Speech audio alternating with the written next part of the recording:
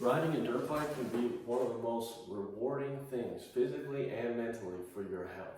And you clicked on this video because you are thinking about buying a dirt bike. So we are going to talk about the top 3 things that you definitely need to consider before you go ahead and make that purchase. And the first thing that you need to consider is going to be cost. Now, there's more that goes into buying a dirt bike than just simply handing over cash and getting your bike. You need to think about all that goes into it.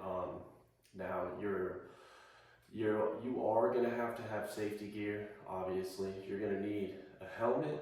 You are going to need riding boots. You're going to need goggles, gloves, and typically you're going to want riding pants and a jersey, or more than one. Safety is the number one thing. You can get seriously injured. A lot of people, I see people at the park not riding in like freaking just walking boots or whatever, or cowboy boots. That's not going to work. Those things are not designed to protect your leg that the way that the motocross boot or woods boot is designed. I've been down so many times on my legs and everything, hit rocks and everything. Those boots will save your they might save your life, man. So definitely get your safety gear before you even buy your bike. I would get the safety gear first. Now you can find all different manufacturers with different price ranges and stuff, and people talk about when they're first learning to ride a dirt bike and they wear their boots. I can't shift in these things. I did make a review video on the Alpinestars Tech 7 boot, and that boot typically doesn't really need a long break-in period. You can always walk around in your boots outside or whatever to break them in. You know, you can do things. Now you're going to need, I would say, at least $2,000 to $3,000 to get a decent starter bike. I would not recommend buying a brand new bike for your first bike. You can save a substantial amount of money buying used. Now, there's all different bikes and everything online on Marketplace, and I don't know if anybody uses Craigslist anymore. But yeah, get a good.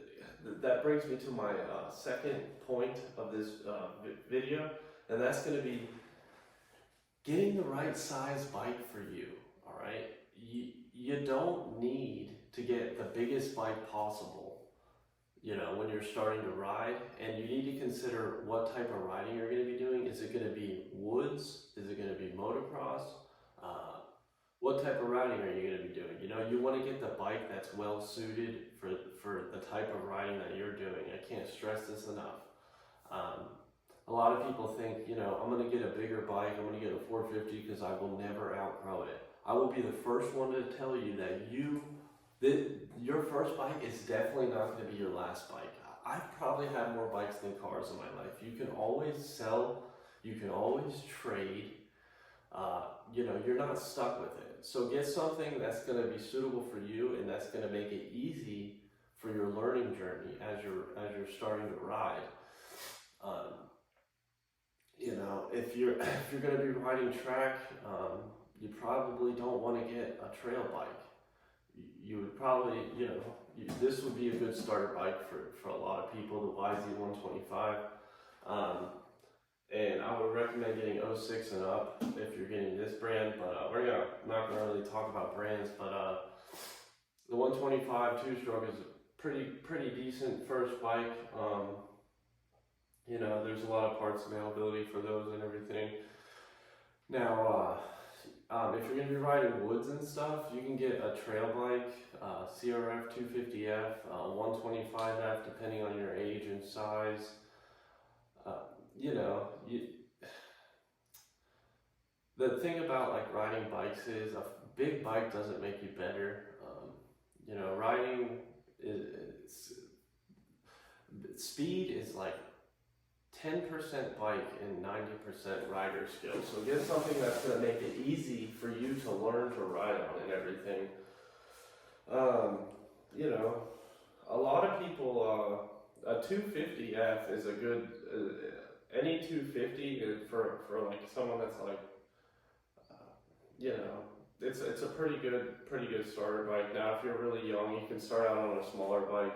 Man, I had so many pit bikes and stuff before I started getting into bigger bikes, like 125 4-strokes and everything. They're fun. Small bikes are fun, so don't think because the bike has a small engine, it's not going to be fun. It's actually the opposite. To me, the smaller the bike, the more fun it is.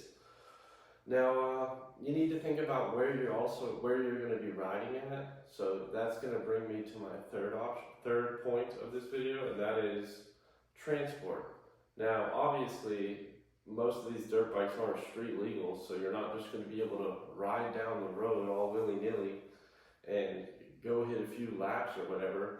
You're going to need to think about how you're going to get the bike to where you're going to go riding. Now, for me, like, there's not a lot of places to ride within an hour of where I live.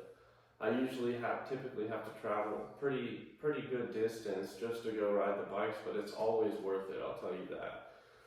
Now, if you have a pickup truck, you are already you're lucky, because you know you can load all you need really if you have a pickup truck is to get a ramp and some tow straps, ratchet straps to hold the bike in place in the back of the bed. So that's awesome. Now, if you don't have a pickup truck, there are a couple other options. You can get a trailer. There's several different kinds of trailers, and you know they're anywhere from $500 to like $5,000. Just depends on what type of trailer you're gonna be hauling with.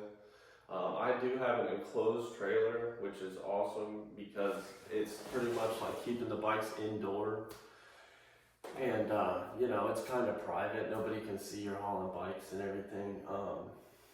So you can get other types of trailers too, and you don't have to spend a whole bunch of money. Now, you can get a tow hitch too. I actually have used one of those for a short period of time. The problem with those is just kind of a pain to load and unload them. They work though. You can put them on the back of an SUV as long as it's got the ball hitch thing, the receiver or whatever. But yeah, you're definitely going to need something to bring the bikes along with. So that's the reason that at the beginning of this video I said, before you like go and buy your bike, just know that you're going to have to, like, this stuff is expensive. It adds up quick. I'm not going to lie to you. Like, riding a dirt bike is probably one of the most expensive hobbies that you can get into, and it is worth it in every regard, but just know what you're getting into before you get into it. And yeah, I just wanted to make this video for the newer guys out there thinking about getting into riding and everything. Let me know down in the comments below if I missed any other things to think about, so people can read them and go through them and everything. I appreciate you guys watching, and we will have a ride video up soon. You guys stay safe, take it easy. Later.